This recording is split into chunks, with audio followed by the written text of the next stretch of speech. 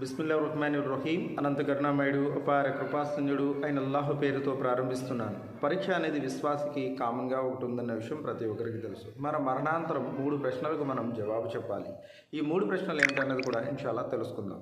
First, నీ యొక్క రబ్బు ఎవరు, అంటే నీ యొక్క దేవుడు ఎవరు అని అల్లాహ్ సుబ్హానహు వ తఆలా గురించి అడగడం జరుగుతుంది. అప్పుడు మనము ఇక్కడ అల్లాయే మా ప్రభు అని అన్నవారు వారు అల్లా అని చెప్పడం జరుగుతుంది. అలాగే మీ యొక్క ప్రవక్త ఎవరు అన్నప్పుడు మహాప్రభు ముహమ్మద్ సల్లల్లాహు అలైహి వసల్లం జీవితాన్ని అనుసరించి దాని ప్రకారంగా జీవించి ఆయన యొక్క జీవితాల్లో మనకున్న ఉత్తమమైనవి అన్నీ కూడా మనం ఆచరించినప్పుడు మా ఒక ప్రవక్త ముహమ్మద్ సల్లల్లాహు అలైహి వసల్లం అని సులభంగా సమాధానం చెప్పగలుగుతాం.